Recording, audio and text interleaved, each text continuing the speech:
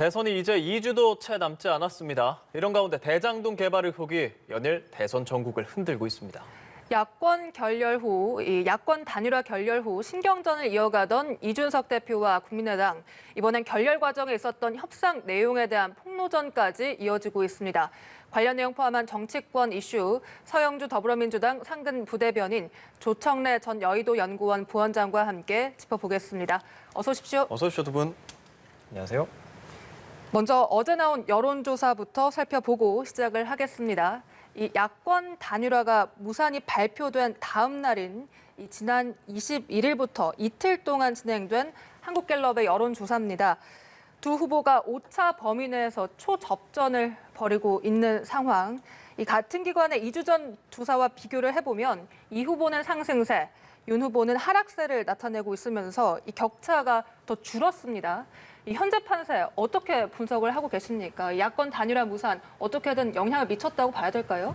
예, 정권 교체에 대한 열망이 매우 강한 상황에서 안철수 후보의 단일화 협상 결렬 선언이 미세하게 영향을 미쳤다고 봅니다. 그런데 이제 특히 중도층 민심이 반응을 한 거겠죠. 그런데 이게 지금 이제 단일화 문제가 완전히 끝난 게 아닙니다. 협상이 완전히 결렬된 게 아니라 불씨가 살아있기 때문에 또 더 진행될 수도 있고요. 또 어떤 정치적 현상이 발생하고 난 뒤에 그것이 여론조사에 민감하게 반영됐다 하더라도 시간이 지나면서 점차 안정되는 경향을 보이는 그런 과정들이 많이 있었습니다. 그래서 제가 볼 때는 지금 지지율 격차가 좁혀진 것은 일시적 현상이라고 저는 보고 있고요.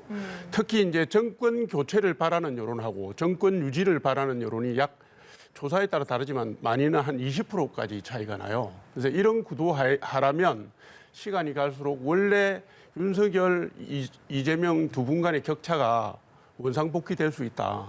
저는 그게 일시적 현상이라고 보고 있습니다. 네, 이렇게 일시적 현상이다 이렇게 분석을 해주셨는데요. 네. 구 대변인께서는 어떻게 분석하십니까? 이제 국민의 입장에서는 그렇게 이제 보실 수 있죠. 그런데 이제 조금 더 객관적으로 보면 이 단일화 논의가 있었을 당시에 이제 격차가 많이 벌어져 있었어요. 그거는 이제 단일화라는 그 변수에 있어서의 후보 구도가 생기다 보니까 결국에는 이제 그 여론조사의 응답층 자체가 단일화로 됐을 때 후보 구도가 아무래도 윤석열 후보나 안철수 한쪽이 되면 나름대로 전체 구도상에서는 답변을 할 때는 윤석열 후보가 좀 더 나름대로 어떤 우위에 있지 않겠냐라는 그런 답변들이 있을 수 있다. 하지만 말씀드리면은 또 두 번째는 이 여론조사를 응답하는 층에서 특히 저희 민주당 지지층 같은 경우에는요 단일화 이제 문항이 들어가게 되면 답변을 안 하게 됩니다. 왜냐하면 이거는 이제 단일화의 어떤 협상의 주체는 저쪽이니까. 그래서 이제 대부분 응답은 안 해서 대부분 저번에 격차가 많이 벌어졌던 것들은 말하자면 보수층의 표집 그러니까 이제 표본이 많이 이제 수집이 되면서 그런 이제 좀 지지율의 그런 현상이 좀 보였던 것 같고 이게 이제 단일화가 일요일 날 안철수 후보가 단일화 결렬 선언을 하면서 그게 이제 후보 구도가 사라진 거죠. 그래서 다시 이제 인물 구도로 오면서 다자 구도에서는 다시 정상적으로 돌아왔고 아마 이런 부분들이 아마 이번 주 내내는 아마 목, 금 나오겠지만 아마 초접전 양상으로 계속 진행될 것 같다. 그렇게 보시면 될 것 같습니다. 두 분이 말씀하시는 정상이 조금씩 또 다른 것 같아요. 이 여론조사 결과만 봐도 두 분의 시각이 다른데 지금 첨예하게 야권 민주당과 국민의힘의 입장이 갈리는 게 대장동 녹취록 관련한 상황입니다. 이재명 후보 어제 라디오에서 이 의혹의 몸통 윤석열 후보다 100% 확신을 했어요. 같은 입장이세요? 근데 이게 그렇습니다. 그동안 이재명 후보한테 국민의힘은 무조건 이게 대장동의 몸통은 이재명 후보다 이렇게 막 뒤집어 씌운 거거든요. 이제 누명을 씌웠던 부분에 있어서 최근에 이제 그 대장동을 설계했던 남욱, 그다음에 김만배 이분들의 녹취와 검찰 진술을 통해서 이재명 후보가 그분이 아니라는 게 드러나고 있습니다. 그리고 심지어 김만배 녹취에는 윤석열 후보가 적시가 돼 있어요. 녹취록에. 윤석열 후보는 내가 말 한마디 하면 죽는다. 결국에는 이게 이제 김만배 씨가 말한 녹취는 2020년입니다. 20년 10월 정도 될 거예요. 10월 26일이고. 그다음에 최근에 남욱 그 변호사가 들어와서 검찰 진술한 게 2021년 4월인가 5월인가 그럴 거예요. 근데 먼저 이걸 봐야 됩니다. 남욱 변호사가 검찰에 진술한 내용을 보면 당시 2011년도에 부산저축은행 사건의 주인검사가 윤석열 후보인데 당시에 불법 대출을 알선했던 조우영이라는 사람을 이제 수사를 합니다. 윤석열 후보가 당시 검사 시절에. 근데 그 조우영 씨라는 불법 대출 브로커가 김만배한테 전화를 해서 박영수 특검을 소개를 받습니다. 당시 박영수 특검은 변호사였죠.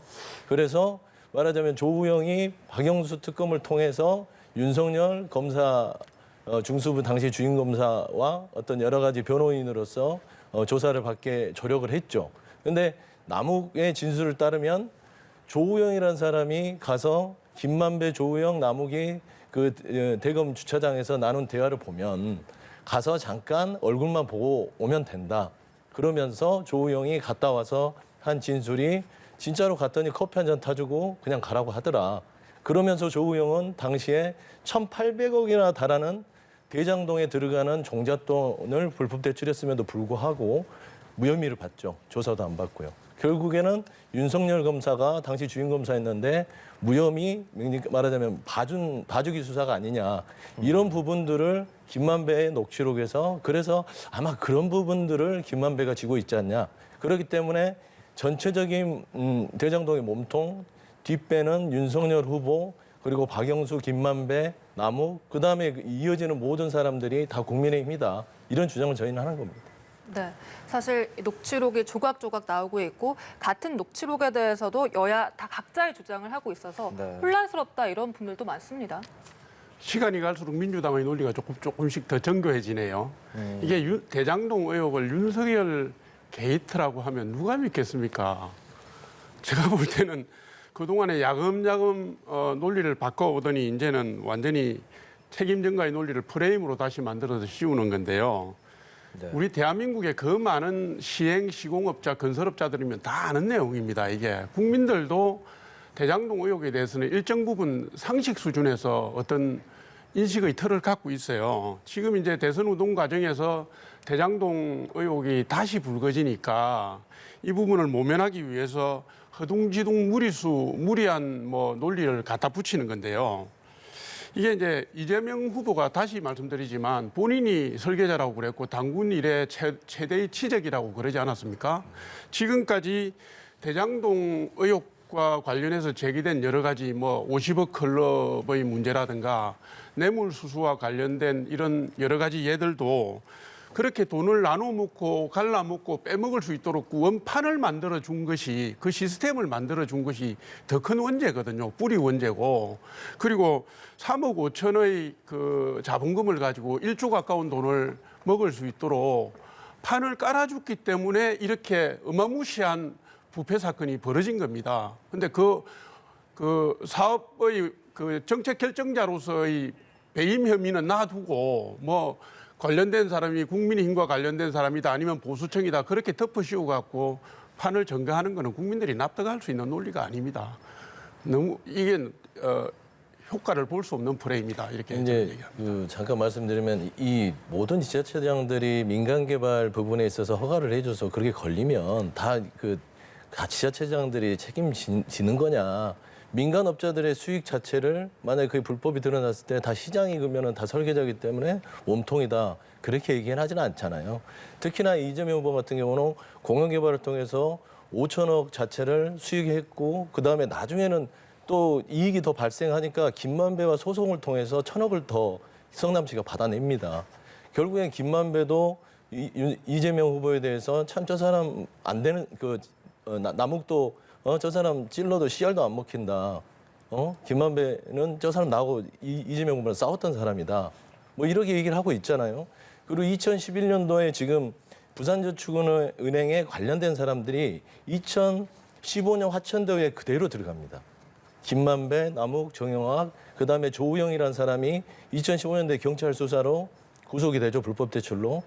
실질적으로 지금 드러난 것들은 당시에 또 조우영을 변호했던 조현성이라는 변호사는 박영수 특검의 말하자면 그 법인의 변호사입니다. 그런데 천화동인 6호의 실질 소유주가 조우영이고 조현성입니다. 결국에는 그 당시에 불법 대출의 1,800억 원이 그대로 대장동에 어떤 역할을 했기 때문에 2015년에 당시에 역할했던 박영수도 화천대유의 고문이 되고 조우영, 조현성 당시에 도와줬던 조력을 했던 사람도 저기 천화동인의 어떤 실소유주와 이득을 배분하게 되고요. 심지어 최근에 김만배 누나가 왜 윤석열 후보 부친의 집을 샀는지에 대해서도 2011년에 불법 대출에 어떤 역할이 있었길래 과연 김만배 누나가 윤석열 후보의 부친 집을 19억의 돈을 받아서 사줬는지 이런 부분들은 솔직히 말하면 지금 등장하는 건 이재명 후보가 단지 그 시장이었다는 책임 외에는 녹취록이나 그 불법 돈을 나눴던 사람들의 중간에 들어간 건 윤석열 후보의 이름이 명확하게 들어가 있다. 저는 그 부분에서 윤석열 후보나 국민의힘에서 명확한 해명이나 어떤 특검을 통해서 밝혀야 된다. 저는 그런 말씀 드리고 싶습니다. 특검을 회피한 게 민주당이잖아요. 저희는 특검을 계속 얘기하죠. 아니요. 지금 자꾸 본질을 뭐 이상한 데로 끌고 가시는데 이게 뭐냐면 제가 첫 번째로 말씀드리고 싶은 것은 기초단체가 도시개발공사를 설립하는 경우가 거의 없습니다. 보통 개발공사를 설립하는 경우는 광역단체가 하거든요. 근데 성남시는 그 시점에 딱 맞춰서 성남시 시설관리공단을 도시개발공사로 전환을 했어요. 도시개발공사로 전환하면서 결국은 시세의 반값도 안 되는 돈으로 지주들의 토지를 강제 수용한 거 아닙니까? 그죠? 그러고 난 뒤에 1,822억의 공공이익을 환수하고 뭐 이재명 후보는 5,000매덕이라고 그러는데 기부 체납한 거를 공공이익 환수라고 그러지 않습니다. 민간 업자들이 개발을 해도 기부 체납은 일어나요. 별개로 그래서 5,200억입니다. 아니 제 얘기는 모든 것이 일부의 사람에게 엄청난 이익을 몰아주기 위한 그 정황 증거들이 모든 것이 그걸 가르치고 있는데 자꾸 무슨 부산저축은행으로 끌고 가고 무슨 관련자가 박영순이 뭐니 경강구에 하시는 거고요. 국민들이 그건 납득하지 않습니다. 아니 돈 받고 돈을 나눈 사람들이 다 당시에 부산저축은행 1,805억 원의 불법 대출이 대장동에 들어가지 않았으면 당시의 상황을 제대로 아는 분들은 아니 그 유권자나 국민들도 그 내용을 자세히 보시면 1,805 그러니까 2009년도에 남욱과 정영학이 대장동에 땅을 매입하면서 말하자면 대장동 프로젝트를 합니다. 당시에 땅을 샀는데 계속 그 공사가 진행이 안 되기 때문에 돈이 필요했던 거예요. 그래서 조우영이라는 불법 대출 브로커를 통해서 부산저축은행에 1,800억 원을 가져옵니다. 그런데 이게 부산저축은행이 당시 불법 대출 때문에 수사를 당하게 생겨버렸어요. 그래서 조우영이 SOS를 친 거죠. 결국에는 이게 불법 대출이 제대로 봐주지 않고 수사가 윤석열 주임검사께서 당시에 그걸 제대로 입건을 했다면 그 돈은 대장동으로 흘러가지 않았고 지금의 남욱과 김만배와 정영학은 존재하지 않았다. 그런 말씀을 드리는 겁니다. 아니 이 사업을 설계한 게 성남시청이고요. 최종 결재권자가 이재명 시장이고 시행한 게 성남시 도시개발공사고 그다음 1조 8천억에 달하는 이익금 중에서 공공환수를 제대로 한 게 1,822억밖에 안 되는데 이걸 왜 그 전의 문제는 그 전의 문제대로 규명한다 치더라도 대장동 의혹의 실체와 관련된 행정적인 절차나 경제적인 과정이라든가 이익 환수 절차에 대해서는 그거 자체로 물어야죠. 그건 본질을 회피하는 거 아닙니까? 그죠? 네, 알겠습니다. 일단 여야 모두 각자 추가 의혹을 제시하고 있는 상황입니다. 먼저 이 새롭게 불거진 김건희 씨의 주가 조작 관련된 추가 의혹. 그동안 윤 후보는 김건희 씨가 오히려 손해를 봤다 이런 입장이었는데 한 언론사가 김 씨가 작전 기간 9억 원대 차익을 받고 뭐 다른 계좌도 더 있었다 이런 보도를 하면서 여기에 대해서 공세를 이어가고 있죠. 저도 이 자리에서 여러 번 얘기한 것 같아요. 네. 이 도이치모터스의 주가 조작 김건희 씨. 이건 상당히 제가 늘 그랬잖아요. 윤석열 후보께서 처음부터 경선 때도 그렇고 관훈 토론에서도 그렇고 그 2010년 5월 후에 계좌를 좀 공개하라고 하는데 그걸 끝까지 숨겨왔어요. 그래서 제가 늘 말씀했지만 이 윤석열 후보가 공개한 부분들은 매수, 그다음에 계좌 다른 증권사로 계좌를 주고받는 그 정도지 매도한 게 없습니다. 현재까지는요. 그러면 2010년 5월부터 2011년, 12년 주가 조작이 이루어졌던 사이에 그 계좌를 공개하면 되는데 윤석열 후보가 언론 보도를 통해서 김건희 씨가 2개월 동안 한 9억 원의 상당의 이득을 봤다는 주가 조작을 통해서 9억 원 정도의 이득을 봤다. 이런 보도. 그다음에 그 도이치모터스 4명이 구속됐는데 거기에서 범죄 일람표에 김건희 씨의 계좌가 5개, 거래 내역이 수백 차례가 있었다는 게 보도가 됐잖아요. 그러고 그렇게 드러나다 보니 최근에 대선 후보 법정 토론, TV 토론에서 당시에는 우리 김건희 배우자는 손해만 보고 나왔다. 4개월만 하고 주식한 적 없다는 식으로 거짓말 하신 거예요. 그리고 나서 최근에 다시 주식 거래했죠. 너무 이건 국민을 우롱하시는 거 아니냐. 결국에는 이거는 아주 단순한 논리입니다.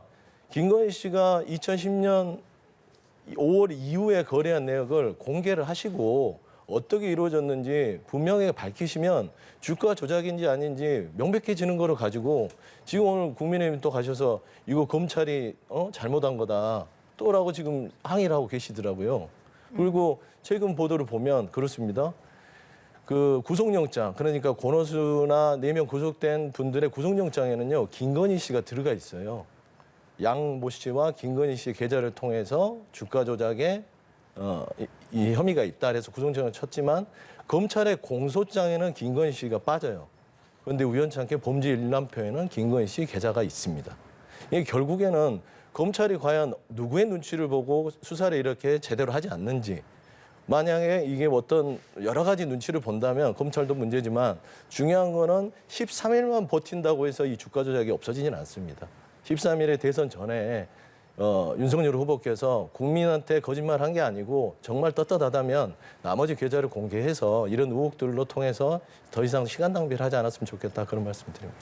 네. 국민의힘 쪽에서는 이 주가 조작에 공모한 사실이 없다, 뭐 이런 입장입니까? 예, 그렇죠. 저는 이번에 이 사안을 보면서 민주당하고 이재명 후보가 얼마나 다급한지 얼마나 다급하면 이렇게까지 하나 그런 생각이 들어요. 도이치모터스 주가 거래와 관련된 것은 이게 1, 2년 사이에 이루어진 게 아닙니다. 예를 들면 김건희 씨가 7, 8년간 그 거래를 해서 긴 기간 동안 한 거고요. 정상적인 거래 기간 중에 일부 부분을 잘라내 가지고 특히 손해본 건 얘기하지 않고 이득을 얼마 봤다 이런 식으로 공격을 하는 거거든요. 제가 볼 때는 논리 자체가 무리하다고 보고 있는 것이고요. 그리고 네거티브를 제기한 쪽에서 그렇게 자신 있으면 더 큰 정부와 입증을 하면 좋겠어요. 저는 뭐 계속 다람쥐 쳇바퀴 돌듯이 공론으로 계속 귀결되고 있다고 보는데 검찰이 지난 2년여 동안 탈탈 털었지 않습니까? 정말 탈탈 털었는데 구속 기소를 하지 못했어요. 특히 이 정부의 검찰 수뇌부에 정부 성향의 친여 성향의 검찰 간부들이 다수 포진돼 있는데 이분들조차도 계속 털었는데 안 나오는 걸 갖다가 지금 다시 구속하고 기소해라 뭐 민주당이 이런 얘기를 하는 거는 전통적인 의미에서 네거티브성 정치 공세라고 밖에 제가 볼 수가 없고요. 이거는 이재명 후보가 일전에 뭐 네거티브 하지 않겠다고 대국민 선언을 하고 뭐 논평수도 줄이고 윤석열 후보에 대한 논평수도 줄이고 하더니만 다시 원상복귀가 됐어요. 그러니까 결국은 급하니까 구태로 원점으로 회귀한 거다. 저는 이렇게 봅니다. 한 말씀드리면 2년 동안 수사를 했다고 자꾸 국민의힘에서 얘기를 하시는데 2년 동안 수사를 그러니까 도이치모터스 수사가 안 됐던 거 탈탈 털어서 안 됐던 건 그 윤석열 후보께서 있었죠. 검찰총장으로. 당시에 윤석열 후보가 떠난 검찰 이후에 도이치모터스의 주가 조작 사건의 주범들 4명이 구속이 됩니다. 그리고 거기에 91명의 말하자면 계좌를 빌려준 사람들이 있고요. 이 주가 조작은 왜 이게 심각한 문제냐면요. 이게 이제 금융시장의 가장 큰 중범죄입니다. 왜냐하면 이 금융시장이 투명하게 되지 않으면 선량한 우리 개미 투자자들이나 일반 국민들이 어떻게 믿고 투자를 하겠어요.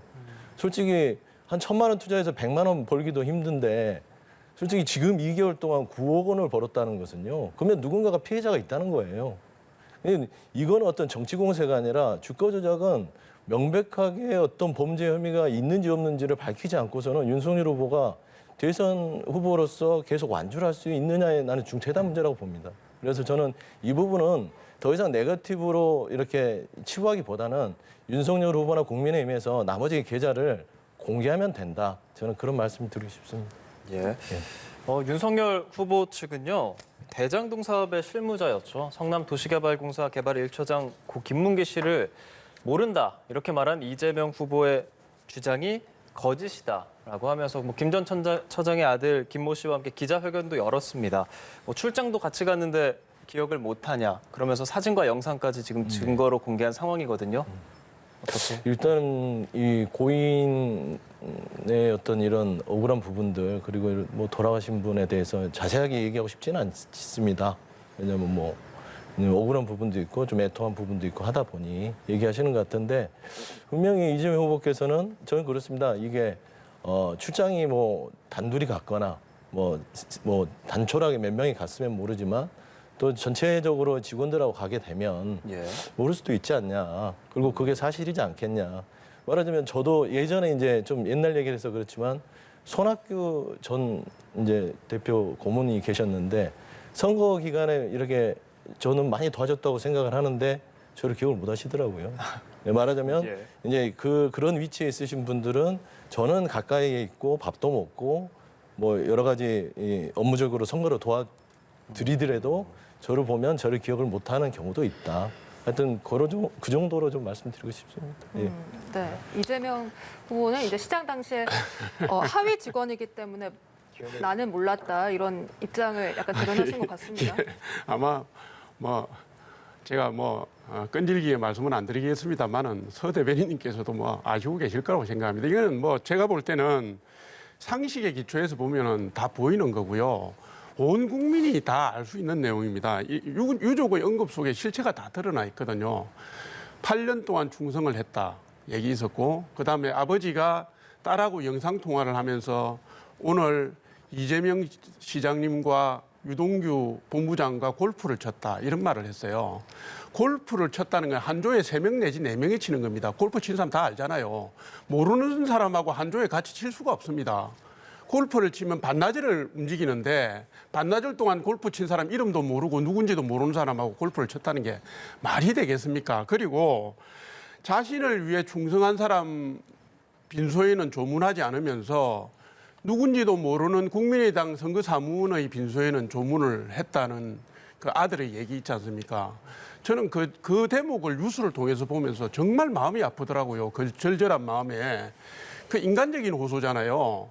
8년 동안 충성한 사람은 나는 모른다고 그래놓고 모르는 사람 빈소에 가서는 무슨 애도하는 모습을 보이는 게 국민들 보기에도 그게 딱 맞는 게 아니거든요. 그래서 저는 자신이 잘 알던 사람을 모르는 사람이라고 부인한 사람의 마음은 어떤 마음일까? 혹은 어떤 말 못할 이유가 있길래 저렇게까지 하나 하는 인간적인 그런 뭐랄까 비애랄까 그런 걸 잠시 느꼈습니다. 네, 예. 알겠습니다. 이와 관련된 여야 공세 앞으로 더 심해질 것으로 보이고 이런 가운데 대장동 녹취록에 그분이란 의혹이 제기된 이 조재현 대법관이 기자회견을 열고 의혹을 정면 반박했습니다. 그 발언 듣고 대담 이어가겠습니다. 깜짝 놀랐습니다.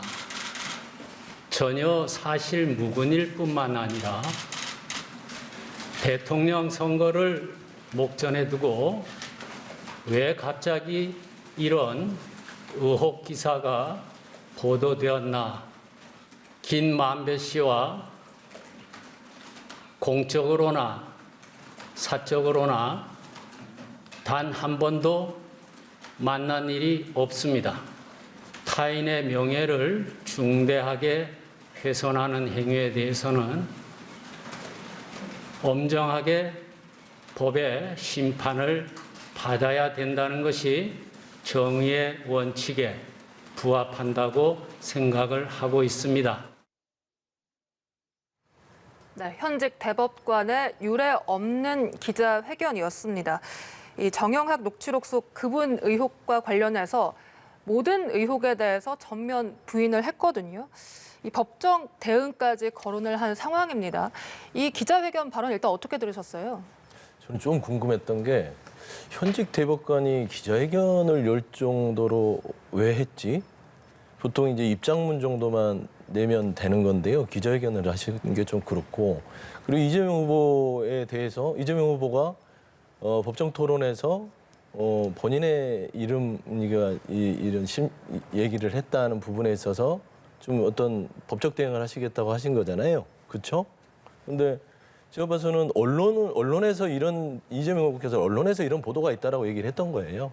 그러니까 이건 뭐 전혀 문제가 안 되는데 왜 저렇게까지 기자회견했는지도 모르겠고, 두 번째 보면은 다 대장동 부분에 있어서 김만배라는 사람은 윤석열 후보도 상가집에서 한번 봤다고 얘기를 하고, 저분도 김만배는 모른다, 일면식도 없다 하고, 저런 부분들은 본인도 말씀하셨지만 이 부분이 당시에 이 대장동 사건의 범죄자들의 입에서 나왔기 때문에, 그리고 이 조복관에 대해서 먼저 거론한 사람은 원희룡 전 본부장, 지금 본부장이죠. 원희룡 본부장이 하셨거든요, 먼저. 그래서 저는 이런 부분들이 조금은 뭐가 있지 않냐. 차라리 조용히 그냥 입장 아니면은 내면 되는데 저런 기자회견까지 떨색하는 거 보니까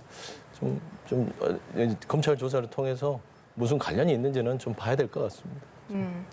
이 대장동 의혹과 관련해서 앞서 두 분께서도 치열한 토론을 벌이셨습니다만 대선 전까지 이 대장동 관련돼서 실체적 진실이 밝혀질 수 있을까요? 불가능하다고 봅니다. 지금 이제 뭐 검찰이나 경찰이나 뭐 다 대선 후보를 상대로 선거운동 기간 중에 수사 결과나 뭐 과정을 공개할 수도 없고요. 관련된 분들을 소환 조사하는 것도 어렵고. 근데 이제 조재현 대법관 문제는 사실은 특정 언론이 대장동 녹취록을 기사화하는 과정에서 실명 거론이 됐던 건데, 그거 실명 거론이 된 걸 가지고 뭐 당에 있는 분들이 이제 다시 재인용한 거 아닙니까? 근데 문제는 언론이 실명 거론하고 당에서 다시 인용한 게 문제가 아니라 대선 후보가 대통령 후보 토론회에 나와서 입증되지 않은 내용, 증거가 확실하지 않는 내용을 언급했고요. 그 언급의 이유가 자신이 그분이 아니라는 것을 강변하기 위한 다분히 정략적이고 방어적인 논리로 언급했다는 게 문제가 되는 겁니다.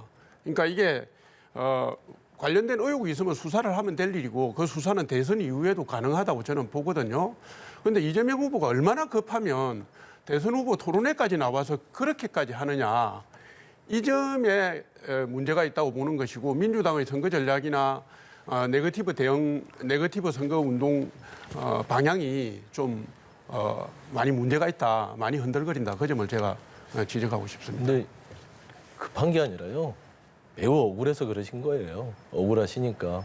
이재명 그러니까 후보가 윤석열, 억울하다는 그렇죠. 말입니까? 뭐 윤석열 후보께서 본인의 페이스북에 대장동 몸통은 이재명이다, 뭐 그분은 이재명이다 이렇게 해놓고, 그러니까 지금 드러나는 모든 정황들은 돈을 받고 설계했던 사람들은 윤석열 후보를 이야기하고, 지금 모 법관을 얘기하고, 그분은 이재명 후보가 아니라고 이야기하고 있는데, 유독 국민의힘과 윤석열 후보는 그거를 지칭을 했어요. 심지어 국힘의 한 대변인 정도나 뭐 공보단에서 그렇게 네거티브 형식으로 공격을 할 수 있는 이해를 합니다. 하지만 어떻게 대선 후보로서 그거를 본인의 페이스북에 그거를 올려서 그렇게 상대 후보를 지칭하는 부분들은 대단히 그거는 좀 아닌 것 같고, 사과까지는 바라지 않지만 최소한 그런 모양새라도 갖춰주는 게 예의가 아닌가, 그런 말씀 좀 드립니다. 예. 저도 잠깐만 한 말씀 드릴게요. 예.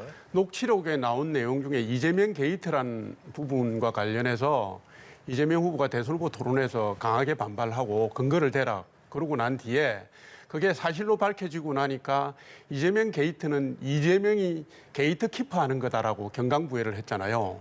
자신의 권리와 자신의 이름과 관련된 거는 그토록 사소한 내용까지도 공격적으로 대하면서 입증되지 않는 현직 대법관의 부분은 자기 마음대로 이름 발설하고 하는 건 정도입니까? 그게 억울한 사람이 하는 일이 아닌 그러니까 거죠. 언론을 저는 볼 때 예. 네거티브가 선거운동 방법으로 완전히 자리를 잡은 것 같아요, 민주당은. 그렇게 이제 보실 수 있는데, 이게 말하자면 언론을 인용해서 얘기를 했던 부분이기 때문에 너무 과하게 해석하실 필요는 없을 것 같고요. 그다음에 이재명 게이트 부분에 월간조선에서 나온 기사인데 너무 맥락이 없다 보니까 다른 언론에서 자체에서도 관심도 없습니다. 그냥 하마터면 뭐 어떻게 점점점 이재명 게이트 때문에 점점점.